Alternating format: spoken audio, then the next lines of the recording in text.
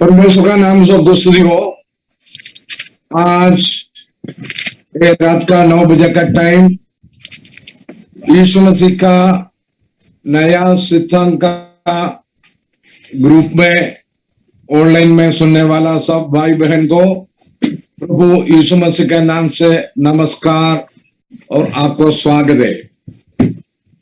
ये New Testament salvation doctrine group द्वारा जो कला में जो यीशु मसीह और इसका चेला लोग कौन सा शिक्षण पगला शताब्दी में पेंतकोस्त दिन में कैसे दुनिया को प्रचार किया, वही ओरिजिनल प्रचार का हिसाब से एक ग्रुप द्वारा आप सुसमाचार सुन सकते हैं।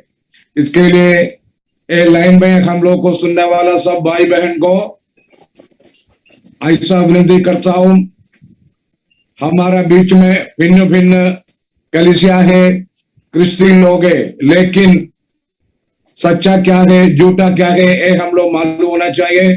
क्योंकि हम लोग अगर सही रास्ता में नहीं होए तो हमारा ये जीवन से कुछ फायदा नहीं है।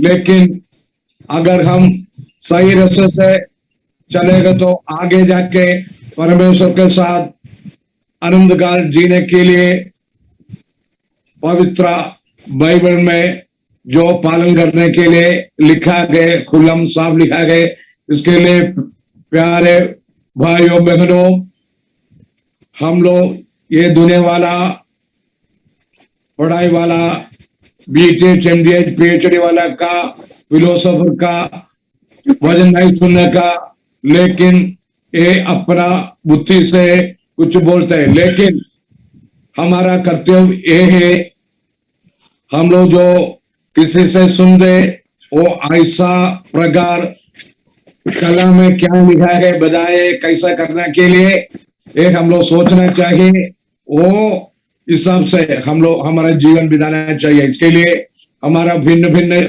हमारा चारों में दुनिया के चोर चोर में बहुत मसीह लोग नामधारी है, लेकिन ये नामधारी कलीसिया ऑर्गेनाइजेशन कमेटी हमको परमेश्वर का राज्य में नहीं लेके जाएगा। परमेश्वर का राज्य में जाने के लिए जो परमेश्वर ने यीशु मसीह ने हमको सिखाया है, और यीशु मसीह का स्वर्गारोहण के बाद चेला लोग को निर्देश दिया है कैसे सुसमाचार पूरा दुनिया में कैसे भरने का कैसे सुनाने का बोला है। इसके लिए जो आज एक कृपा युग में ये ग्रेस पीरियड में हम लोग सुनना चाहिए, जो यीशु मसीह ने चुनाया वो प्रिय लोग को हम लोग सुनना चाहिए, इसका डॉक्ट्रिन हमको पालन करना चाहिए। ऐसा करेगा तो हम लोग अनंत जीवन में प्राप्त करेगा। इसके लिए मेरा भाई बहनों, ये ग्रुप द्वारा हम लोग को सुनने वाला सब भाई बहन को ऐसा बुद्धि है, आप जो समाचार सुन रहे वो सही है क्या वो गलत है क्या आपको जांचना चाहिए। आज का ये 9 बजे का ये रात का ये टाइम हमारे बीच में परमेश्वर का कलाम से बात करने के लिए आया है। हमारा पासवान प्रताप सिंह दिल्ली से है। परमेश्वर ने इसको लंबी आयु दिया है। वो परमेश्वर का दास पासवान प्रताप सिंह कई सालों में परमेश्वर का काम करता है। इसका गवाही अच्छा गवाही बनकर पूरा दुनिया में इसका मैसेज आता है। इसका उम्र है 80 का ऊपर है। अभी भी परमेश्वर ने इसको तंदुरुस्ती दिया, ज्ञान दिया, बुद्धि दिया। जो पवित्र कलाम में क्या लिखा है वो खुल्लम साफ बोलने के लिए परमेश्वर उसको शक्ति दिया, सामर्थ्य दिया, पवित्र आत्मा दिया।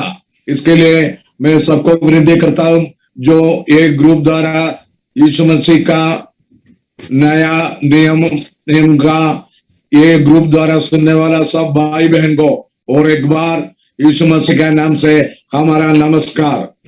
अभी आपके सामने आके पेश करेगा पासवान प्रताप सिंह दिल्ली से मैं इसको वेलकम करता हूं। I am welcoming pastor Pratap Singh.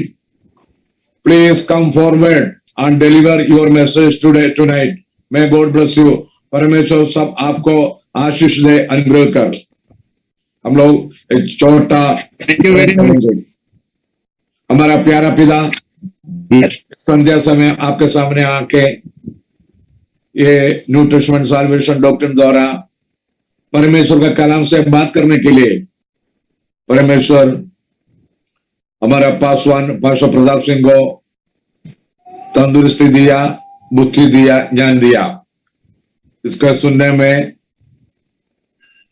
हमारे ग्रुप द्वारा इसका वाणी सुनने वाला का सबका हृदय खोलकर पवित्र आत्मा काम करके कौन सा भी एक विश्वासी, एक सुनने वाला यीशु मसीह को अपने के लिए ये रात इस्तेमाल करने के लिए प्रार्थना करता हूं। ये छोटी सी प्रार्थना प्रभु यीशु मसीह के नाम से मांगते हैं, सुन और ग्रहण कर। आमीन। Pastor Pratap Singh Delhi. Thank you very much pastor, God bless you. Praise Lord. आप सभी भाई बहनों को तो आज शाम के वक्त ऑनलाइन जुड़े हुए हैं, मेरी प्रार्थना है कि प्रभु आप लोगों को बहुत आशीष दे। आप आत्मा थोड़ा सा डिस्टर्बेंस है यहाँ नेट का, लेकिन मैं यहाँ सोचता हूँ कि थोड़ी देर के बाद बिल्कुल ठीक हो जाएगा। संध्याकाल के समय के लिए मैं प्रभु का बहुत धन्यवाद देता हूँ कि ये अवसर हम लोगों को मिला है कि उसके पवित्र वचन को हम सुनने के लायक हो सके। तो प्रभु आप लोगों को बहुत आशीष दे। आज शाम के बाद एक छोटा सा संदेश जो मेरे मन में परमेश्वर ने डाला आप लोगों के साथ शेयर करने जा रहा हूं, वो है यूहन्ना रचित सुसमाचार उसका 3रा अध्याय। यहाँ इस तरीके से लिखा हुआ है, gospel according to Saint John chapter 3 commencing from verse 1। फरीसियों में से निकोदेमस नाम एक मनुष्य था जो यहूदियों का सरदार था। उसने रात को यीशु के पास आकर उसे कहा, हे रब्बी, हम जानते हैं कि तू परमेश्वर की ओर से गुरु होकर आया है, क्योंकि कोई इन चिन्हों को जो तू दिखाता है यदि परमेश्वर उसके साथ न हो तो नहीं दिखा सकता। यीशु ने उसको उत्तर दिया कि मैं तुझसे सच सच कहता हूँ कि यदि कोई नए सिरे से तो परमेश्वर का राज देख नहीं सकता। निकोदेमस ने उससे कहा, मनुष्य जब बुढ़ा हो गया तो क्यों कर जन्म ले सकता है? क्या वो अपनी माता के घर में दूसरी बार प्रवेश करके जन्म ले सकता है? यीशु ने उत्तर दिया कि मैं तुझसे सच सच कहता हूँ, जब तक कोई मनुष्य जल और आत्मा से ना जन्मे तो वह परमेश्वर के राज में प्रवेश नहीं कर सकता। क्योंकि जो शरीर से जन्मा है वो शरीर है, और जो आत्मा से जन्मा है वो आत्मा है। परमेश्वर की आशीष उसके पवित्र वचन के पढ़े और सुने जाने पर हो। आइए हम लोग मिलकर थोड़ी देर के लिए परमेश्वर के वचन के साथ संगति करें। इस अवसर के लिए मैं प्रभु का बहुत धन्यवाद देता हूं कि पहली बार ये मौका मिला है कि इस ग्रुप में होकर के परमेश्वर के वचन को शेयर करूं। हमारी सहभागिता परमेश्वर के वचन के साथ है, हम किसी और के साथ सहभागिता नहीं करते। हम जब जमा होते हैं तो हम लोग मिलकर, क्योंकि पहला यूहन्ना 1 अध्याय के 3 पद में लिखा हुआ है, हमारी सहभागिता पिता और उसके पुत्र यीशु मसीह के साथ है, जगत के साथ नहीं है। और ये एक गंभीर विषय है, लेकिन आज का हमारा विषय है नया जन्म। हम जानते हैं, आप लोगों ने सुना होगा कि निकोदेमस नाम का एक फरिश्ती था और वो गुरु भी था, रब्बी भी था। रब्बी होने का मतलब ये होता है कि वो पुराने नियम को बहुत अच्छी तरीके से जानता था, यहूदियों का सरदार था, एक अच्छे पद पर वो विराजमान रहने वाला व्यक्ति था। और लिखा हुआ है रात के समय वो क्या लिखा है कि उसे रात के समय में यीशु के पास आया इसमें बहुत सी बातें हैं, लेकिन उतना डिटेल्स में मैं नहीं जाऊंगा समय को बचाने के लिए। और अभी इस वक्त 9:10 हुए हैं और 40-50 मिनट तक 40 मिनट तक मैं आप लोगों के साथ बातचीत करूंगा। सो आप मेरी मदद करेंगे, सुनने में डिस्टरबेंस होगा, प्लीज व्याकुल मत होएं, सब परमेश्वर ठीक करेगा, आप दुआ करें।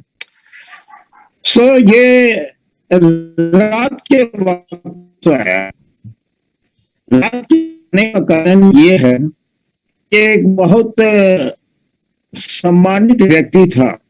यहूदी लोग इसको जानते थे कि यह रब्बी है, और अब तक यहूदी लोगों ने प्रभु यीशु मसीह को रियलाइज नहीं किया कि वो माया है। भविष्यवाणी के अनुसार यही है वो जो आने वाला था। उत्पत्ति की पुस्तक से लेकर मलाकी नबी तक जितनी बात कही गई, इसके विषय में कही गई, आएगा किस तरीके से आएगा, लेकिन ये लोग पहचान नहीं सकते। लेकिन वो यीशु मसीह के काम देख उसके संदेश को करके उनके मन बात होती थी। और ये गुरु था, पुराने नियम व्यवस्था की पुस्तक को जानता था, नबियों की पुस्तक को जानता था, और यहूदी लोग तो ज्यादातर व्यवस्था के ऊपर में ध्यान देते थे, लेकिन व्यवस्था ही लिखा है। अगर देखिएगा कि ईश्वर मंदिर में समान सेवन था, एक अभी रहेगा और उसकी सुनना आगे बढ़िएगा। के लिए बता दे रहा हूँ, उसमें मेरा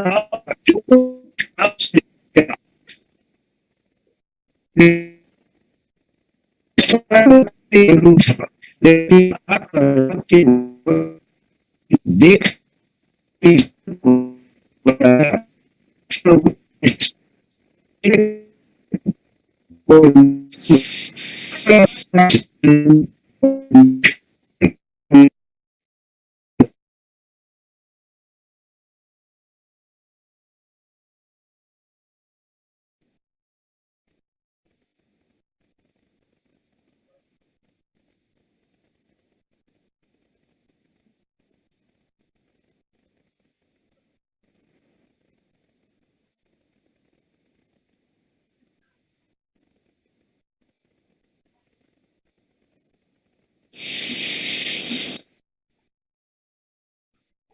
So, Abraham Yadav, please call him on the line, on the phone. Like we have decided earlier, पहले हम लोग जो बोला वो सुविधा इस्तेमाल कीजिए।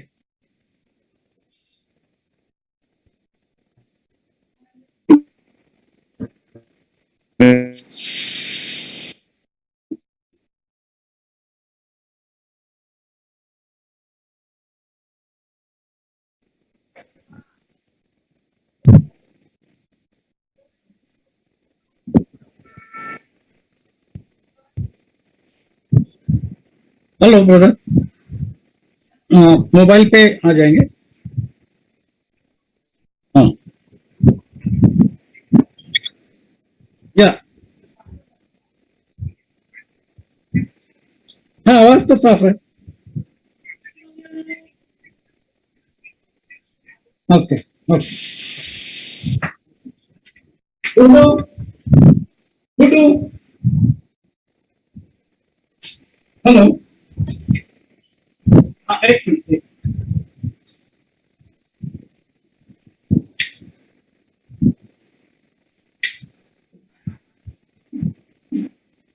स्पीकर पर करना है। गुड्डू,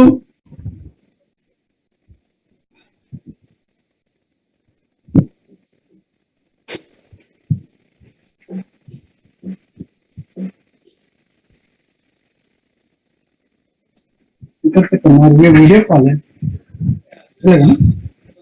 आ जाओ, किधर करना है, कहाँ रखना चाहिए? हाँ, रेडी है ब्रदर। हाँ, ओके। बड़ा डिस्टिंग होता है। आवाज आ रही है अभी? हाँ, yes brother, clear. Okay. Okay, तो प्रभु यीशु मसीह ने इस निकोदेमस से कहा, जब तक कोई मनुष्य जड़ और आत्मा से न जन्मे वो परमेश्वर के राज को देख नहीं सकता है, यानी कि जान नहीं सकता है, प्रवेश नहीं कर सकता है। ये इतना बड़ा विद्वान होकर समझ नहीं सका। लेकिन अब यहाँ पर मैं एक सवाल खड़ा करना चाहता हूँ, क्यों प्रभु ने जल और आत्मा से न्याय जन्म की बात कही है? ध्यान से सुनिए, जो खास बात ये है, इस बात को कहने का तात्पर्य क्या है? क्यों नया जन्म की आवश्यकता है? क्यों बिना नया जन्म के कोई परमेश्वर के राज में प्रवेश नहीं कर सकता? इसका क्या कारण है? सभी को मालूम है, मसीह जगत जानता है बहुत अच्छी तरीके से, परमेश्वर की आज्ञा के उल्लंघन के कारण से आदम हवा पाप में गिरा, और उस पाप गिरने के कारण अगर हम देखें थोड़ा चलिए रोमियो की पत्री 3 अध्याय का 23 पद में देखिएगा, यहाँ पर साफ लिखा हुआ है। मैं आप लोगों के लिए पढ़ देना चाहता हूँ। इसलिए कि सब ने पाप किया और परमेश्वर के महिमा से रहित है। सब ने पाप किया। रोमियो की पत्री 5 अध्याय का 12 पद में लिखा हुआ है। इसलिए जैसा एक मनुष्य के द्वारा पाप जगत में आया, पाप के द्वारा मृत्यु आई, और इस रीति से मृत्यु सब मनुष्यों में फैल गई, इसलिए कि सबने पाप किया। देखा आपने, आज्ञा उल्लंघन के कारण सभी प्राणी मौत के अधीन, चाहे वो शास्त्री हो या किसी हो या इस्राएल का रबी हो, दुनिया का बड़ा से बड़ा व्यक्ति क्यों न हो। इस पद के अनुसार प्रभु यीशु मसीह ने कहा, सभी व्यक्ति एक चलता फिरता सुंदर सा लाश है, बॉडी है, क्योंकि जिस दिन तू उस वृक्ष का फल खाएगा उस दिन तू मर जाएगा। और आदम उसी दिन मर गया। आदम की आयु समाप्त हो गई। फोटो निकल दिया क्या? आदम मर गया, क्योंकि आदम की अगर आयु देखिएगा, वो जब 930 वर्ष तक जीवित रह सका, परमेश्वर की दृष्टि में जो 1000 वर्ष होता है उसकी दृष्टि में एक दिन के बराबर है, और इसलिए आदम एक दिन को पूरा नहीं कर सका और वो मर गया। और उस आदम की संतान आज पृथ्वी पर जितनी भी है, हम जानते हैं प्रलय के बाद फिर केवल नूह के वंश से ही एक ही ब्लड स्ट्रीम से सारे जगत में लोग हुए, लेकिन वो चला रहा है। वो जो दंड है वो आगे को बढ़ता रहा, खत्म नहीं हुआ। तो जितने भी लोग पैदा हुए सब मृत्यु के अधीन हुए, और बिना नया जन्म प्राप्त किए हर एक व्यक्ति की खूबसूरत लाश के अलावा और कुछ नहीं है। इसलिए प्रभु यीशु मसीह ने इस व्यक्ति से कहा कि जब तक कोई जल और आत्मा से न जन्मे परमेश्वर के राज को देख नहीं सकता है, प्रवेश नहीं कर सकता है। आज्ञा उल्लंघन के कारण से मृत्यु आ गई और मृत्यु ने सब पर राज किया। तो प्यारे भाई और बहनों, प्रभु यीशु मसीह ने यूं ही नहीं कहा, और ये परमेश्वर का एब्सोल्यूट वचन है, अनचेंजेबल वर्ड है, किसी भी कीमत पर परिवर्तन नहीं हो सकता। जब तक कोई नया जन्म ना प्राप्त करे तब तक वो परमेश्वर के राज में प्रवेश नहीं कर सकता। अब ये नया जन्म है क्या चीज, इसके ऊपर में तो विचार करें। प्रभु ने कहा जल और आत्मा, और आज हमारा सीखने का विषय है, विचार करने का विषय है, शेयर करने का जो विषय है, जल और आत्मा। प्रभु यीशु मसीह ने कहा जल और आत्मा से। इस संबंध में मैं किसी को कंडम नहीं करता हूं, मैं किसी को गलत नहीं कहूंगा। जल और आत्मा को लेकर के 2 तरह के थॉट्स है। कुछ लोग ये समझते हैं जल मतलब होता है पानी का बपतिस्मा, और आत्मा का मतलब होता है अन्य भाषा में बातचीत करना। लेकिन मेरे भाइयों, पानी के द्वारा किसी का जन्म नहीं होता है। बाइबल के बहु शिष्यों में से हैं जो छायावादी शब्द है, फिगरेटिव लैंग्वेज में कहा गया है, जिसको समझने की आवश्यकता है। और बाइबल के शब्दों का, बाइबल के सेंटेंस का, बाइबल के प्रश्नों का जवाब बाइबल में ही मिलेगा। आपको बाहर की किताब देखने की आवश्यकता नहीं है, ना ही किसी से पूछने की आवश्यकता है, आपको यहीं पर मिलेगा। अगर हम देखेंगे क्या है, पहला पत्रस 1 अध्याय का 23 पद में अगर हम पढ़े तो हमें यहाँ पर साफ मिलेगा उस जन के विषय में जो प्रभु यीशु मसीह ने कहा। और पत्रस पवित्र आत्मा की अगुवाई में इस बात को समझता है कि वास्तव में नया जन्म है क्या। क्यों पत्रस इस बात को कह रहा है, अभी मैं आपके सामने में रखूंगा। पहला पत्रस 1 अध्याय का 23 पद में लिखा है, क्योंकि तुमने नाशवान नहीं पर अविनाशी बीज से परमेश्वर के जीते और सदा ठहरने वाले वचन के द्वारा नया जन्म प्राप्त किया है। किसी भी चीज का जो जन्म होता है बीज के द्वारा होता है, पानी के द्वारा नहीं होता है। तो इसलिए अगर प्रभु यीशु मसीह ने कहा जल और आत्मा, तो जल का क्या मतलब होता है? निश्चित रीति से अगर आप भजन संहिता आप देखिएगा, रखेंगे भजन संहिता 46 में देखिए क्या लिखा हुआ है।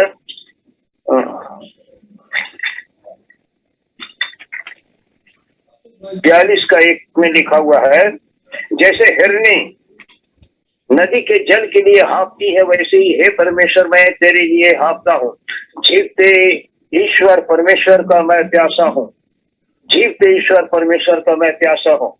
उसके बाद हम तुरंत देखेंगे 63 का 1, इसी शाम का 63 का 1, यहाँ भी इसी तरीके से लिखा हुआ है, हे परमेश्वर तू मेरा ईश्वर है, मैं तुझे यत्न से ढूंढूंगा। सुखी और निर्जल ऊसर भूमि पर मेरा मन तेरा प्यासा है, मेरा शरीर तेरा अति अभिलाषी है।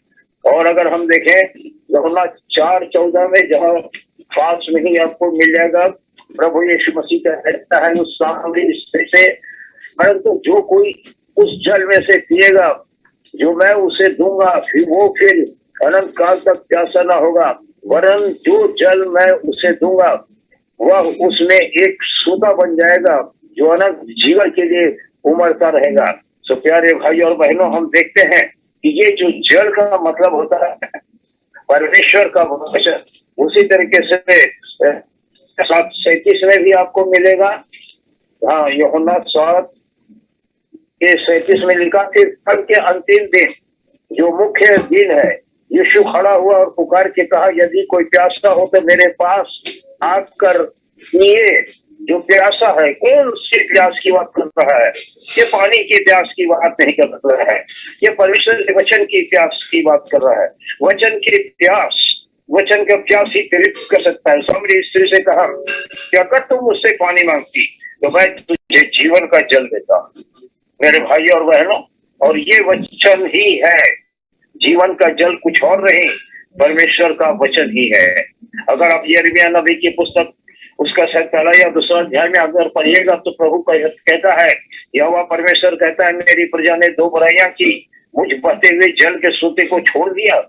तो परमेश्वर बहता हुआ जल है जी नहीं, परमेश्वर यहाँ वचन की बात कर रहा है, वो वचन के समान है।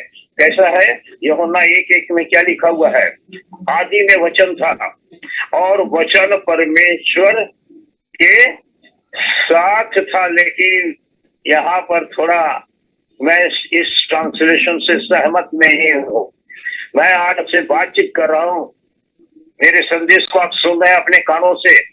ये संदेश मेरे मुंह में से निकल रहा है, मेरे पॉकेट में से नहीं आ रहा है, मेरे कहीं बैग में से नहीं आ रहा है, मेरे अंदर से निकल करके आ रहा है। तो उसी तरीके से परमेश्वर में से वचन निकलता है।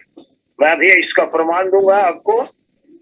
तो केवल सेंटेंस हम देखें तो आदि में वचन था, वचन परमेश्वर में था और वचन परमेश्वर था। साथ होने से आप वचन को परमेश्वर कभी भी नहीं ठहरा सकते हैं। ये तो त्रित्ववादी लोगों की शिक्षा है जो सारी चीजों को अलग करके रखा हुआ है। क्योंकि अगर यशायाह नबी की पुस्तक उसका 55 अध्याय अगर आप देखिएगा, वहां आपको मालूम हो जाएगा कि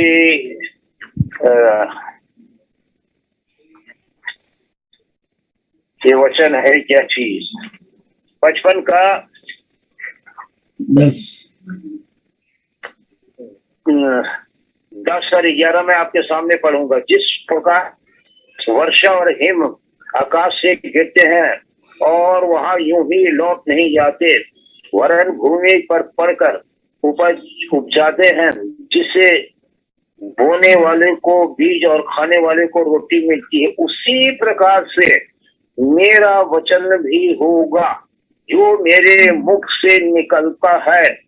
वो व्यर्थ ठहर कर मेरे पास न लौटेगा, परंतु जो मेरी इच्छा है उसे वह पूरा करेगा, और जिस काम के लिए मैंने उसको भेजा है उसे वो सफल करेगा। ये परमेश्वर का वचन है जो परमेश्वर में से निकल करके आता है, जो उस अनंत में से निकल करके आता है, परमेश्वर की इच्छा को पूरी करने के लिए आता है। और वो परमेश्वर की इच्छा को, जिस दिन वचन परमेश्वर में से निकला वो कहलाता है अल्फा। एक चीज और सुन लीजिए, जिस समय वचन आगे को बढ़ता है, इटर्निटी में से, अनंतता में से निकल कर आगे को बढ़ता है, वो अल्फा कहलाता है, आलेफ कहलाता है हिब्रू लैंग्वेज में। और जब ये सारी चीजें पूरी हो जाएगी तो लिखा है फिर वचन जहां से निकला वहां चला जाएगा परमेश्वर की योजना। कितने हजार साल पहले हुआ और कितने हजार करोड़ साल के बाद होगा मैं नहीं जानता, लेकिन ये आलेफ और टाउ की बात यहाँ पर किया जा रहा है। और परमेश्वर में से निकला है परमेश्वर का वचन, और इसीलिए परमेश्वर का वचन और परमेश्वर दो व्यक्ति नहीं बल्कि एक ही है। और यही वचन जो अभी आपको बताया गया एक पानी का भी रूप है, क्योंकि आत्मा का भी रूप है। यूहन्ना 6:63 में लिखा है, जो वचन मैं कहता हूँ वो आत्मा है और जीवन भी है। सो इस तरीके से हम देखें कि किस तरीके से पानी का ये नमूना है। आत्मा क्या चीज है? परमेश्वर का वचन ही है, परमेश्वर का ही वचन है।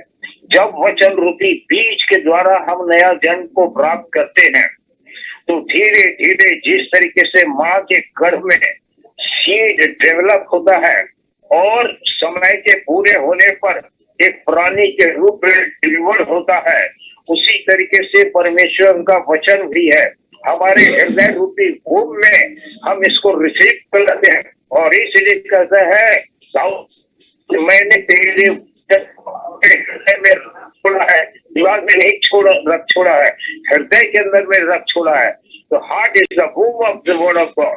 परमेश्वर के वचन का जो है वो गर्भ है। जब वचन हमारे हृदय में होता है तब हमारे जीवन के अंदर में एक परिवर्तन होता है, और यही कहलाता है नया जन्म। और नया जन्म यहीं पर खत्म नहीं हो जाता है। नया जन्म तो एक शुरुआत है कि हम परमेश्वर की संतान के रूप में अब विकसित हो रहे हैं। जब एक बच्चा बड़ा होता है तब वो माता पिता की आज्ञा का पालन करता है। घर का एडमिनिस्ट्रेटर पिता होता है, वो जो ऑर्डर देता है उसी का पालन करना पड़ता है बच्चों को। हर एक कोई करेगा, नौकर चाकर सभी करेगा। तो उसी तरीके से परमेश्वर का वचन भी है। वो बाइबल बतलाती है, प्रभु यीशु मसीह ने कहा इसी यूहन्ना में कि जो मुझसे प्रेम करता है वो मेरी आज्ञाओं को मानेगा, और उसकी आज्ञा कठिन नहीं है, बिल्कुल सिंपल है। जन्म प्राप्त करने के बाद हमें चाहिए कि हमें अब क्या करना है। नया जन्म यहाँ फुल स्टॉप नहीं है। नया जन्म के बाद हमें एक कदम आगे को बढ़ाना है, और वो क्या है कदम आगे को? आप लोग सब कोई जानते हैं, अगर नहीं जानते हैं तो वो सुनिए। नया जन्म के बाद ही हमें मालूम होता है अच्छी तरीके से कि जगत का उद्धार करता यहोशुआ मसीह है, जो हमारे पापों के लिए बलिदान हुआ, मारा गया, गाड़ा गया और मुर्दों में से जी उठा। अब हमें क्या करना है? उसके साथ अपने को आइडेंटिफाई करना है। कैसे आइडेंटिफाई करना है? ये हमें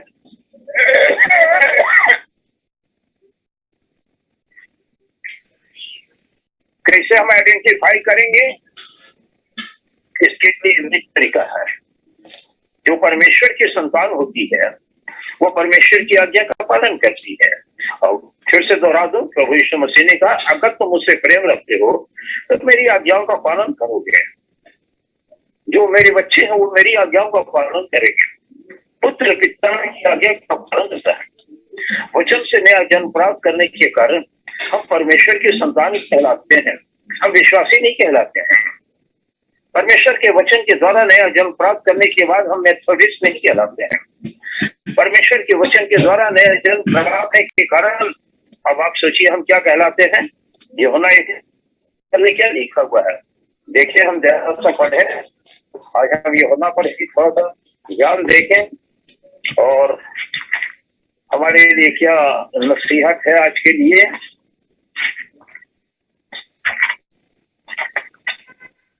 क्या लिखा हुआ है, परंतु जितनों ने उसे ग्रहण किया उसने उन्हें परमेश्वर की संतान होने का अधिकार दिया, अर्थात उन्हें जो उसके नाम पर विश्वास रखते हैं। बहुत से लोग विश्वास रखते हैं, बहुत से लोग विश्वास तो रखते हैं, लेकिन जब होती है तो वो कहते हैं हम तो यीशु मसीह के हुक्म को पालन करने वाले लोग हैं। नया जन्म के बाद हमें आगे को बढ़ना है मसीही जीवन में, और तब तक हम बढ़ नहीं सकते हैं जब तक कि हम संपूर्ण रीति से अपने को आइडेंटिफाई नहीं करते हैं। मसीह के डेथ और बरियल और रिजरेक्शन का हम पार्टेकर नहीं होते हैं, तब तक हम किसी काम के नहीं कहलाते हैं। हम एक उदाहरण कह सकते हैं, लेकिन सेवा के लिए और आत्मिक जीवन में आगे बढ़ने के लिए और परमेश्वर की योजना को ग्रहण करने के लिए हमें तो अंगीकार करना पड़ेगा जी। वो पल्ली हमें अंगीकार करना पड़ेगा। पौलुस पतरस पेंटिकोस के दिन में जब पवित्र आत्मा से परिपूर्ण हुआ, तो आइए हम थोड़ा सा देखें क्या कहता है। मैं आपके सामने में 36वां पद से पढ़ूंगा, एक्स चैप्टर 2 वर्स 36। सो अब इस्राएल का सारा घराना निश्चय जान ले कि परमेश्वर ने उसी यीशु को जिससे तुमने क्रूस पर चढ़ाया प्रभु भी ठहराया और मसीह भी। सारा घराना जान ले। इस्राएल का मतलब क्या होता है? भजन 76 में पढ़िएगा, इस्राएल वो है जिनके मन शुद्ध है। तो इसको हम ऐसे कह सकते हैं, शुद्ध मानो वाले ये सब जान ले। अब शुद्ध कौन होते हैं? जो प्रभु यीशु मसीह के लहू के द्वारा, उसके पवित्र नाम के द्वारा, उसके पवित्र आत्मा के द्वारा और उसके वचन के द्वारा जो शुद्ध किए जाते हैं, उनके मन शुद्ध है। तो शुद्ध मन वाले ये सब जान दे। अशुद्ध मन वालों के लिए ये संदेश नहीं है, शुद्ध मन वालों के लिए है। जान ले कि जिस उसी यीशु को जिसे तुमने क्रूस पर चढ़ाया प्रभु भी ठहराया और मसीह भी, या प्रभु ठहराया और मसीह भी। तब सुनने वालों के हृदय छिद गए और वो शेष प्रेरितों से पूछने लगे कि भाई हम क्या करें। छिद गया, एक छोटा सा संदेश सुनकर उनका हृदय छिद गया। उन लोगों ने विश्वास किया पतरस के संदेश को सुनकर कि हमने क्या कर दिया, अपने मसीह को क्रूस पर चढ़ा दिया। मेरे भाई और बहनों, जैसे कि निकोदेमस के सामने में ये सवाल था, आज बहुतों के सामने में ये सवाल है। निकोदेमस बड़ा विद्वान आदमी था, लेकिन वो नहीं आई और वो रफा दफा हो गया प्रभु यीशु मसीह के सामने से। उसके लिए बहुत कठिन बात की, अगर पढ़ करके देख लो, नहीं समझ सका। क्यों नहीं समझ सका? कारण क्या है? क्योंकि जरा ध्यान से सुनिएगा, विश्वास का वरदान जो है, आगे को हम देखेंगे, ये परमेश्वर के अनुग्रह से ही मिलता है। देखिए यहाँ पर फिर क्या कहता है, पतरस ने उनसे कहा, पूछने लगे कि भाई हम क्या करें। पतरस ने उनसे कहा, मन फिराओ और तुम में से हर एक अपने अपने पापों की क्षमा के लिए यीशु मसीह के नाम से बपतिस्मा लो तो तुम पवित्र आत्मा का दान पाओगे। वचन के द्वारा नया जन्म और पवित्र आत्मा के द्वारा इंड्वेलिंग परमेश्वर का निवास। और केवल पवित्र आत्मा एक दान ही नहीं, वरन इफिसियों के पत्र 4 अध्याय का 30 पद में लिखा है, पवित्र आत्मा को शोकित मत करो जिसे छुटकारे के दिन के लिए तुम पर छाप दी गई है। तो पवित्र आत्मा एक विश्वासियों के जीवन का एक मोहर भी है। मोहर से तात्पर्य क्या है? ये सोचने की बात है।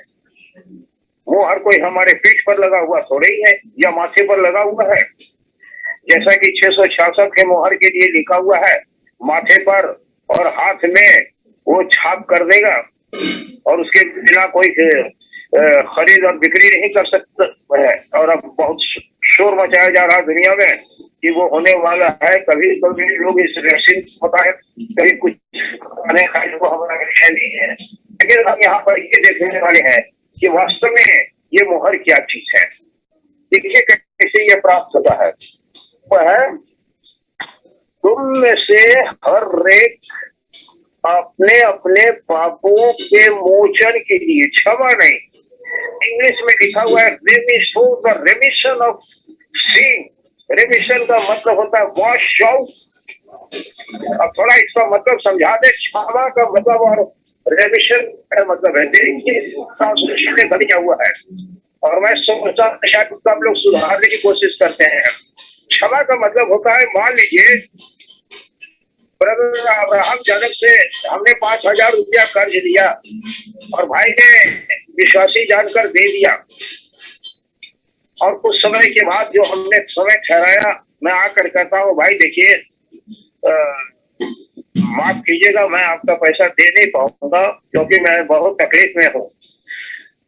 भाई अब्राहम दया करके कहते ठीक है प्रताप सिंह जाओ, मैं तुम्हारा पैसा माफ कर दिया। लेकिन अब्राहम साहब एक पैसे वाले व्यक्ति है, बिजनेस है या फैक्ट्री है या जो भी कुछ है, जब हमने लिया तो वहां रजिस्टर में दर्ज किया गया नाम प्रताप सिंह। क्लार्क को इन्होंने कहा कि मिस्टर क्लार्क, प्रताप सिंह के नाम पर 6,000 रुपया लिख लो, इतना तारीख को मैंने दिया है, लिख लिया। अब भाई अब्राहम ने तो माफ कर दिया हमें सड़क पर या उनके घर पर। जब ये चेयर पर बैठेंगे, अपनी फैक्ट्री या ऑफिस में जाएंगे और उस क्लर्क को कहेंगे कि सुनो, जिनके पास मेरा बकाया है और अब तक नहीं दिया है अपने टाइम से, उनके विरुद्ध में चार्जशीट जमा करो। अरे अब्राहम भाई आपने तो माफ कर दिया, लेकिन रजिस्टर से नाम रिमूव नहीं है, तो माफी कोई बड़ी चीज नहीं है, रेमिशन होना चाहिए। जब अब्राहम सर अपने क्लार्क को बुलाकर कहते हैं देखो प्रताप सिंह के नाम का जो बैलेंस है उसको काट दो और उसको डिलीट कर दो, मिटा दो, खत्म, अब हमारे नाम पर कोई कर्ज नहीं रह जाता, इसको कहते हैं रेमिशन। और इसलिए हिंदी का ट्रांसलेशन में बहुत जगह बहुत गलतियां हैं जिससे कि लोग धोखा खा रहे हैं। क्षमा नहीं है, क्षमा तो तब हम करते मांगते हैं जब हमको अपना गुनाह रियलाइज होता है, और तब हम आते हैं प्रभु के पास कि प्रभु आप दया करें, हम आपके संतान हैं, हम नहीं चाहते हैं कि पाप के बंधन में हम बंद के रहे, हमने आपके वचन के ऊपर में विश्वास किया और हम चाहते हैं कि नए जन्म के अनुभव में हम आगे को बढ़ते जाएं, अब क्या करना है। और तब ये बात उनके ऊपर में लागू होती है कि अपने पापों के मोचन के लिए for the remission of your sins repent and be baptised in the name of Jesus Christ, then you will receive the gift of Holy Ghost. तब तुम पवित्र आत्मा का दान पाओगे। ये दान का मतलब वो गिफ्ट्स नहीं, इंग्लिश में बड़ा अच्छा समझ सकते हैं, gift and gifts. Gift individual life के अंदर में परमेश्वर के पवित्र आत्मा का इंडवेलिंग है, और गिफ्ट्स का मतलब होता है उस पवित्र आत्मा के द्वारा जो वरदान दिए जाते हैं, गिफ्ट्स दिए जाते हैं, ये पवित्र आत्मा के ऊपर में निर्भर करता है। और इसलिए निकोदेमस फिर करके चला गया, उसको यह प्रकाश नहीं मिला, वो अपने ज्ञान के बल पर आया, मालूम करने के लिए, अपने इज्जत को बचाने के लिए। प्रभु यीशु मसीह ने उसके हालात को जाना कि दिन को तुम क्यों नहीं आए, रात के वक्त आते हो, क्यों? अपने इज्जत को बचाने के लिए। मेरे भाई और बहनों, बिना नया जन्म के, बिना परमेश्वर के वचन के द्वारा जन्म प्राप्त किए, जब तक हम अपने स्वर्गीय पिता परमेश्वर के वचन रूपी बीज से नया जन्म प्राप्त नहीं कर सकते हैं, परमेश्वर के परिवार में हमारा कोई जगह नहीं है। जब हम ऐसा करते हैं तो उसके परिवार का हम एक सदस्य बनते हैं, और वो अपने अनुग्रह के वचन के द्वारा मुझे और आपको बुलाया और बहुतों को बुलाएगा। और ये हमारे और आपके ऊपर में निर्भर करता है कि हम किस तरीके का आचरण अपने जीवन में विकसित करते हैं। किसी ने कल ही मुझसे एक सवाल किया, क्या पहचान है पवित्र आत्मा का, कि हमारे जीवन में पवित्र आत्मा है? हमने बताया कि पेड़ अपने फलों से पहचाना जाता है। मत्ती की इंजील 7वें अध्याय में आप पढ़िए आराम से, पेड़ अपने फलों से पहचाना जाता है। गलातिया 5 अध्याय का 22-23 सभी को भी जानते हैं। आत्मा का फल जो है वहां पर लिखा है। अगर वास्तव में पवित्र आत्मा से परिपूर्ण हमारा जीवन होगा तो ये आत्मा के फल हमारे जीवन में प्यारे और जीरो। इस बात को ऊपर में ध्यान रखिए, क्योंकि जो बपतिस्मा है वो नया जन्म नहीं है। बपतिस्मा हम के लिए हम पढ़ेंगे आपके सामने में रोमियो की पत्री और उसका 6वां अध्याय। यहाँ पर पौलुस प्रेरित जो जेंटाइल चर्च का फाउंडर है, वो स्पष्ट रीति से यहाँ पर कहता है तीसरे पद से, क्या तुम नहीं जानते कि हम जितनों ने मसीह यीशु का बपतिस्मा लिया तो उसकी मृत्यु का बपतिस्मा लिया, सो उसकी मृत्यु का बपतिस्मा पाने से हम उसके साथ गाड़े गए, ताकि जैसे मसीह पिता की महिमा के द्वारा मरे हुओं में से जिलाया गया, वैसे ही हम भी नए जीवन की सी चाल चले। कैसे होगा नया जीवन? तब तक साकार रूप नहीं लेगा जब तक कि हम अपने को प्रभु यीशु मसीह के डेथ, बरियल एंड रिजरेक्शन के साथ अपने को आइडेंटिफाई ना करें, अपना तादात्म्य स्थापित नहीं करेंगे, किसी भी रीति से हम नए जीवन की चाल में आगे को बढ़ नहीं सकते हैं। रोमियो की पत्री इसी का 12 अध्याय का हम एक पद देखेंगे। इसलिए हे भाइयों, मैं तुमसे परमेश्वर की दया सुनन दिलाकर विनती करता हूँ कि अपने शरीरों को जीवित और पवित्र और परमेश्वर को भाता हुआ बलिदान करके चढ़ाओ, यही तुम्हारी आत्मिक सेवा है। और इस संसार के सदृश न बनो, परंतु तुम्हारी बुद्धि के नए हो जाने से तुम्हारा चाल चलन भी बदलता जाए, जिससे तुम परमेश्वर की भली और भावती और सिद्ध इच्छा अनुभव से मालूम करते रहो।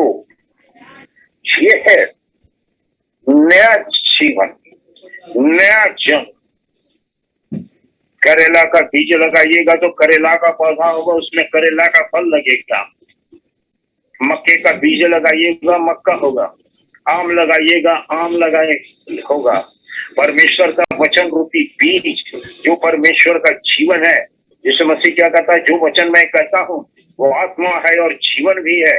अगर परमेश्वर के वचन के द्वारा हम नया जन्म प्राप्त करेंगे तो परमेश्वर का स्वभाव स्वाभाविक रीति से हमारे अंदर में विकसित होगा। अगर विकसित नहीं होता है तो देयर इज समथिंग रॉन्ग, कहीं न कहीं गड़बड़ी है। और इसलिए गड़बड़ी तो बहुत है, क्योंकि आज जो प्रीच हो रहा है गॉस्पेल ऑफ प्रॉस्पेरिटी, नाम कमाना, यश कमाना, धन कमाना। परमेश्वर तुमको एक प्रचार में सुन रहा था, पंजाब का एक भाई, बहुत बड़ी कांग्रेगेशन है, लाखों लोग आते हैं, वो कह रहा है तुम्हें एक छोटा सा जमीन दे दोगे वो तुमको फार्म हाउस देगा, तुम एक कमरा दे दो वो तुमको बहुत बड़ी बिल्डिंग दे देगा। मैं बंद कर दिया सुनना, मेरा दिमाग एकदम वो होने लगा। हम बोला कि ये परमेश्वर के वचन का खुलेआम ठट्ठा और मजाक है। अगर पवित्र आत्मा का बपतिस्मा हमारे जीवन में नहीं है, परमेश्वर के रास्ते का इनकाउंटर का अनुभव हमारे पास नहीं है, तो हमें कोई राइट नहीं है परमेश्वर के वचन के साथ खिलवाड़ करने का। लिखा है जीव पे परमेश्वर के हाथ में पड़ना भयानक बात है। सो प्यारे भाई और बहनों, जब तक हम नए सिरे से ना जन्मे, जब तक हम जल और आत्मा, आप समझ गए होंगे जल का मतलब परमेश्वर का पवित्र वचन, और जल और आत्मा एक ही बात पर सहमत है यूहन्ना 6:63 के अनुसार। और आत्मा परमेश्वर का इंड्वेलिंग है, पवित्र आत्मा के द्वारा हमारे जीवन में वो वास करे। अगर उसका वास हमारे जीवन में है तो निश्चित रीति से आत्मा के फल हमारे अंदर में लगेंगे। हमारा नेचर परमेश्वर के स्वभाव के अनुसार होगा। बहुत अच्छा पद आपके सामने में मैं रखना चाहता हूँ, हम सभी के लिए बड़ा फायदेमंद होगा। मुझको हाँ मिल गया सर। दूसरा कोरिन्थियों उसका 3 अध्याय का 18 पद में देखिए, परंतु जब नहीं 17 से, प्रभु तो आत्मा है और जहां कहे प्रभु का आत्मा है वहां स्वतंत्रता है। परंतु जब हम सबके उघारे चेहरे से प्रभु का प्रताप इस प्रकार प्रकट होता है जिस प्रकार दर्पण में, तो प्रभु के द्वारा जो आत्मा है हम उसी तेजस्वी रूप में अंश करके बदलते जाते हैं। इंग्लिश में है वी चेंज टू ग्लोरी, अंश अंश करके ग्लोरी टू ग्लोरी हम चेंज होते चले जाते हैं। नया जन्म प्राप्त किया हुआ बच्चा वास्तव में एक बच्चा होता है, वो दौड़ने नहीं लगता है, वो आश्रित होता है। किसका आश्रित होता है? अपने माता पिता का हाथ पकड़ के चलाना पड़ता है। लेकिन जब बड़ा होने लगता है तो वही बच्चा स्ट्रॉन्ग फूड खाने लग जाता है। उसी तरीके से हम आत्मिक जीवन में आगे को धीरे धीरे करके बढ़ते चले जाते हैं। इसलिए नया जन्म का अनुभव प्रत्येक को बहुत जरूरी है। अगर हम नया जन्म प्राप्त परमेश्वर के लिखित वचन के अनुसार प्राप्त नहीं करते हैं, जो प्रेरितों की शिक्षा के अनुसार, तो हम अपने आप को धोखा देते हैं। लेकिन उस पर प्रभु परमेश्वर का धन्यवाद हो कि वो संदेश, प्रेरितों का संदेश प्रेरितों के साथ खत्म नहीं हो गया, वरन आज भी वो कायम है और आज भी वो पवित्र आत्मा के द्वारा वो अपने लोगों से बातचीत करता है। आज शाम के वक्त बस इतना ही कहकर मैं इस संदेश को समाप्त करना चाहूंगा। डिस्टर्ब तो जरूर हुआ है, लेकिन मैं विश्वास करता हूँ किसी न किसी रीति से संदेश आपके कानों तक अवश्य ही पहुंचा होगा। सो प्रभु आप लोगों को बहुत आशीष दे और अपने अनुग्रह में बढ़ाए। पवित्र आत्मा का अभिषेक आपके जीवन में हो। अगर किसी ने नया जन्म का अनुभव नहीं प्राप्त किया है तो वचन के अनुसार आप लाइन अप हो जाए, वक्त अभी भी आपके हाथ में है। God bless you forever. Thank you. Over to brother Abraham Kutty. Abraham brother Abraham Kutty. Paswan Pratap Singh, धन्यवाद आपका। परमेश्वर कलाम से इस शाम का टाइम अच्छा I can't hear you. अच्छा संदेश दिया है।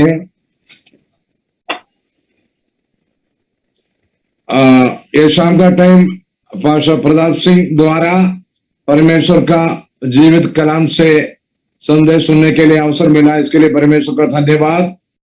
और यीशु मसीह का नया नियम का सिद्धांत द्वारा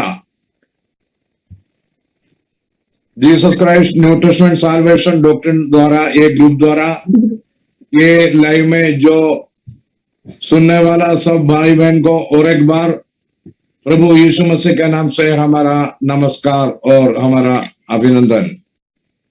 इतना टाइम पासवान प्रताप सिंह द्वारा आप वचन सुना है नया जन्म का बारे में। हमको मालूम है ये दुनिया बहुत कठिन परिस्थिति में बहुत तकलीफ से गुजरते हैं। लोग को मालूम नहीं है क्या करने का है, आनंद का जीवन किधर मिलते है किसी को पता नहीं है, इधर उधर भागते है, जो कुछ बोलेगा ये सब विश्वास करके उसका जीवन सत्यानाश में आगे जाते हैं। लेकिन केवल परमेश्वर का वचन नित्य जीवन में हमको लेके जाते हैं। वो सच्चाई जीवित परमेश्वर यीशु मसीह है, सत्य मार्ग और जीवन में हो करके प्रभु यीशु मसीह के अलावा कोई देवी देवता बोला नहीं है। यीशु मसीह ने बोला, परिश्रम करने वालों, बोझ उठने वालों, मेरे पास आइए, मैं आपको विश्राम दूंगा। पासवान प्रताप सिंह द्वारा ये शाम का, ये रात का टाइम हम लोग सुना है, हम लोग नया जन्म पाना चाहिए। ये दुनिया में भिन्न भिन्न इसम से, इस्लाम में, बुद्धिज्म है, जैनिज्म है, हिंदुइज्म है, क्रिश्चियनिज्म है, सब इसम है। लेकिन वो इसम द्वारा किसी को मोचन, पाप से मोचन नहीं मिलेगा, क्योंकि बाइबल में खुल्लम और साफ लिखा है, आकाश के नीचे पृथ्वी के ऊपर उद्धार करने का एक ही नाम है, वो यीशु मसीह का नाम। वो यीशु मसीह का नाम से अपनाओ, यीशु मसीह का हमारा उद्धार करता परमेश्वर करके अंगीकार करके आत्मा और पानी से नया जन्म लेने के लिए ये लाइन में सुनने वाला सब भाई बहन को और एक बार विनती करता हूं, ये सुसमाचार आप सुन के नाश नहीं होना चाहिए। आप अनंतकाल जीवन में पहुंचने के लिए ये सुसमाचार आप रात को सुना है, क्योंकि आज रात आपका रक्षा का दिन है। हमारा मरण कभी भी हमको ये दुनिया से लेके जाएगा, लेकिन आप यीशु मसीह में मरेगा तो अनंत काल में यीशु मसीह के साथ जी सकते हैं। इसके लिए हमारे प्यारे भाइयों बहनों, आज आप नया जन्म लेने के लिए आपको विनती करता हूं। ये बात किया हमारा पासवान प्रताप सिंह को भी धन्यवाद देता हूं। प्रभु सबको आशीष दे। अभी ये वचन सुनने के बाद वो वचन का अनुसार मैं एक सवाल पूछने के लिए चाहता हूं। वो यही है, प्रताप सिंह पासवान, नया जन्म लेने के लिए अवश्य है क्या? ये मेरे सवाल है, आप जरा उत्तर दीजिए। सब लोग नया जन्म लेने का अवश्य है क्या?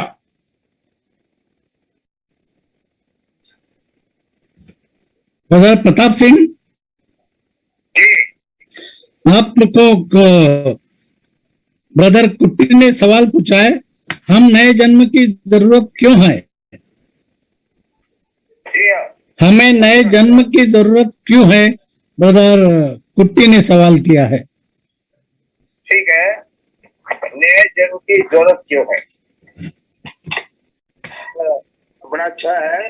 हमें नया जन्म क्यों चाहिए? प्रभु यीशु मसीह ने क्यों कहा नया जन्म की जरूरत है? ये प्रताप सिंह ने नहीं कहा, ये प्रभु यीशु मसीह ने कहा कि जब तक कोई जल और आत्मा से ना जन्मे, इसी को कहते हैं नया जन्म। अभी हमने बताया कि परमेश्वर का वचन रूपी बीज जब हम विश्वास के द्वारा अपने हृदय में ग्रहण करते हैं, तो ये बीज, जैसे कि आप खेत में एक बीज लगाते हैं, कोई सब्जी लगाते हैं या किसी चीज को लगाते हैं, तो वो बीज डेवलप होता है और डेवलप होने के बाद वही बीज प्रकट किए करता है, वैसे ही फल प्रकट करता है, वैसे ही बीज प्रकट करता है। तो नया जन्म का मतलब होता है कि हम परमेश्वर के वचन के द्वारा नया जन्म अगर प्राप्त करते हैं, तो परमेश्वर का स्वभाव, परमेश्वर का नेचर, परमेश्वर की इच्छा, बहुत सी बातें हैं वो प्रकट करते हैं। साथ ही परमेश्वर जो फल चाहता है हमारे जीवन से, जो गलतियों 5 अध्याय का 22-23 में हम लोगों ने पढ़ा है, वो हमारे जीवन से प्रकट होगा। तो जैसा बीज होगा वैसा ही फल होगा। परमेश्वर के वचन से नया जन्म प्राप्त करेंगे तो परमेश्वर का स्वभाव हमारे अंदर में डेवलप होगा। अगर परमेश्वर के वचन को ग्रहण करके नया जन्म हम प्राप्त नहीं करेंगे, तो हम मसीही जीवन में किसी भी रीति से आगे को बढ़ नहीं सकते हैं और अनंत जीवन का हम भागी कभी भी नहीं बन सकते हैं। और इसलिए पहला पत्रस 1:23 में हमने पढ़ा, हमारा जो नया जन्म होता है परमेश्वर के अविनाशी वचन रूपी बीज के द्वारा। ये बाइबल कहती है, ये बाइबल की शिक्षा है। और प्रत्येक उद्धार पाने वाले को, अगर कोई उद्धार पाना चाहता है, तो उससे परमेश्वर के वचन पर विश्वास करना है और विश्वास के अनुसार जो जो आज्ञा है उसका पालन करना है, तब हम परमेश्वर की संतान कहला सकते हैं। जी पासवान प्रताप सिंह, बहुत शुक्रिया आपसे और मेरा सवाल का जवाब दिया है। परमेश्वर का धन्यवाद, परमेश्वर आपको आशीष दे। Thank you. और एक सवाल मैं पूछना चाहता हूँ पासवान प्रताप सिंह से कि नए जन्म का सबूत और चिन्ह क्या है? बहुत सही बात आपने कर किया है।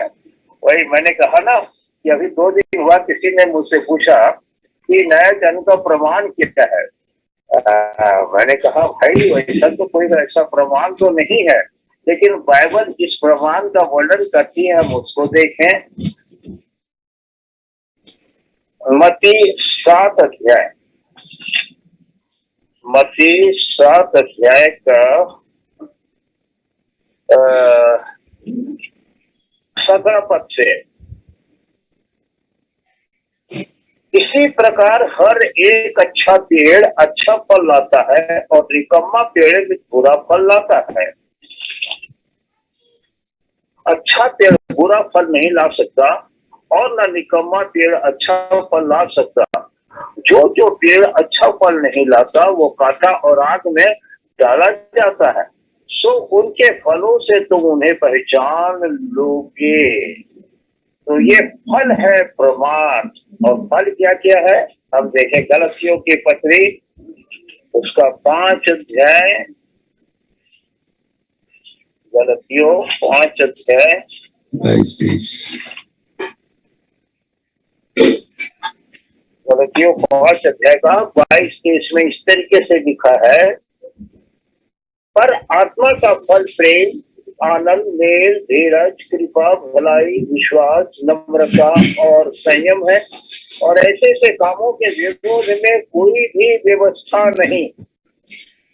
और ऐसे कामों के विरोध में कोई भी व्यवस्था नहीं है। और जो मसीह यीशु के हैं उन्होंने शरीर को उसकी लालसाओं और अभिलाषाओं समेत क्रूस पर चढ़ा दिया।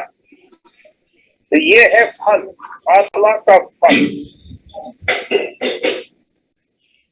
आत्मा का फल जब आत्मा हमारे जीवन में होता है, इसको कहते हैं सस्टेनिंग पावर, मोरल पावर, पवित्र आत्मा शक्ति। आप यूहन्ना 14 पढ़िए, यूहन्ना 16 पढ़िए, उसमें आपको मिलेगा पवित्र आत्मा के काम क्या क्या है। ये सारी चीजें का वर्णन वहां पर लिखा हुआ है कि आत्मा हमारी अगुवाई करेगा, बातों को स्मरण कराएगा। ये है पवित्र आत्मा का काम। अगर आप देखना चाहते हैं तो हम देखें यूहन्ना 14, जहाँ यूहन्ना 14 माफ करना 16 में लिखा हुआ है, और मुझे तुमसे और भी बहुत सी बातें कहनी है, परंतु अभी तुम उन्हें सह नहीं सकते। परंतु जब वह अर्थात सत्य का आत्मा आएगा तो तुम्हें सब सत्य का मार्ग बताएगा, क्योंकि वो अपनी ओर से ना कहेगा, परंतु जो कुछ सुनेगा वही कहेगा, और आने वाली बातें तुम्हें बताएगा। वो मेरी महिमा करेगा, क्योंकि वो मेरी बातों में से देकर तुम्हें बताएगा। जो कुछ पिता का है वो सब मेरा है, इसलिए मैंने कहा कि वो मेरी बातों में से देकर तुम्हें बताएगा। थोड़ी देर में तुम मुझे न देखोगे और फिर थोड़ी देर में मुझे देखोगे, वगैरह वगैरह, ये सारी बातें हैं। तो ये पवित्र आत्मा का काम है, और भी बाइबल के बहुत सी जगहों पर सब लिखा हुआ है। तो विश्वासियों के जीवन के लिए पवित्र आत्मा, और इफिसियों के पत्री 4 अध्याय को भी हम देख लें, जो मैं कोट कर चुका हूँ, बता चुका हूँ, लेकिन फिर भी अब हम देख लें। इफिसियों 4 अध्याय का 30 में लिखा हुआ है, और परमेश्वर के पवित्र आत्मा को शोकित मत करो, जिससे तुम पर छुटकारे के दिन के लिए छाप दी गई है। पवित्र आत्मा एक मोहर भी है। अब ये कोई जरूरी नहीं है कि पवित्र आत्मा परिपूर्ण पास जाए तो आप बड़े बड़े आश्चर्य कर्म करेंगे, ऐसा कोई गारंटी नहीं है। पवित्र आत्मा परमेश्वर का जीवन देह है, और अगर वही पवित्र आत्मा चाहता है कि आप अलग अलग काम करें, आश्चर्य कर्म करें, तो वो करवाएगा आपसे, और उसकी इच्छा ना हो तो नहीं करवाएगा। यूहन्ना बपतिस्मा देने वाले माँ के पेट से पवित्र आत्मा से परिपूर्ण था, यिर्मयाह परिपूर्ण था, लेकिन जो काम उनको दिया गया था वो करता था। और इसीलिए पेड़ अपने फलों से पहचाना जाता है। आप आम के पेड़ में कटहल नहीं ले सकते हैं, कटहल के पेड़ में जामुन नहीं आपको मिलेगा। तो अगर परमेश्वर के वचन रूपी बीज से हमने नया जन्म प्राप्त किया है, तो ये फल जो गलतियों में है ये हमारे जीवन से प्रकट होगा। पहला पत्रस में, दूसरा पत्रस में भी है, वो सब बातें लिखी हुई है, ये सब बातें हमारे जीवन से प्रकट होगी। और इसीलिए पौलुस कहता है, let the mind of Christ be in you, मसीह का मन तुम्हारे अंदर में हो। तो जब मसीह का आत्मा हमारे अंदर में रहेगा तो ये परमेश्वर के गुणों को हम अपने जीवन से प्रकट करेंगे। और इसीलिए बाइबल कहती है, उस वक्त तुम चिंता मत करना, लोग जब हाकिम के सामने पहुंचाए जाओगे, पिता का आत्मा तुम्हें वास करता है, वही तुम्हें सब बातों को बताएगा। तो पवित्र आत्मा हमें बातों को रिवील भी करेगा, पवित्र आत्मा हमारी अगुवाई करेगा, सस्टेनिंग पावर है, ये सब बहुत कुछ है, मॉरल सपोर्ट है, बहुत सारे पवित्र आत्मा का डेफिनेशन बाइबल के अंदर है, शुरू से आखिर तक। तो इसीलिए ये पेड़ अपने फल से पहचाना जाता है। अगर आप मत्ती 7 अध्याय पढ़िए, आश्चर्य कर्म, ये प्रमाण नहीं, अगर आप पढ़िएगा मत्ती 7, मैंने एक बुकलेट लिखा है, भाई अब्राहम के पास तो पहुंच गया होगा, उसका करेक्शन करके भेज दिया। तोरा के बिना काम करने वाले बहुत से हैं, मुर्दों को जिंदा करने वाले, आश्चर्य कर्म करने वाले। प्रभु यीशु मसीह कहता है मत्ती 7 में कि उस वक्त मैं उनसे खुलकर कहूंगा, हे कुकर्म करने वाले, मेरे पास से चले जाओ। लेकिन हमारे हिंदी के ट्रांसलेशन में और इंग्लिश के ट्रांसलेशन में ये सही नहीं है।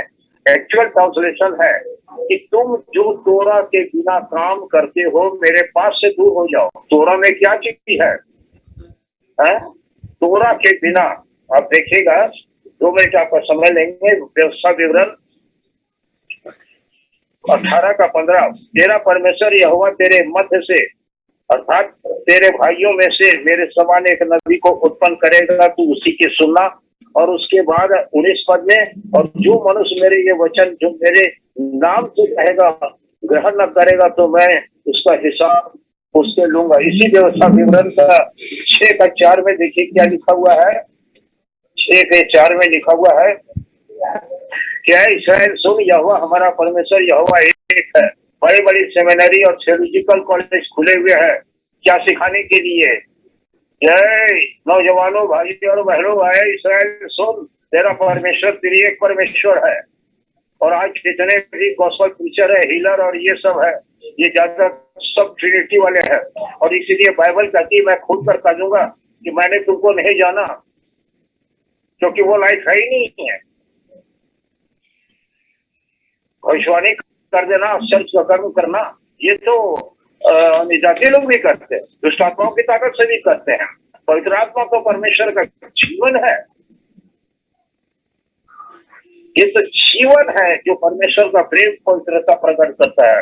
और इसीलिए यही पहचान है कि पेड़ अपने फलों से पहचाना जाता है।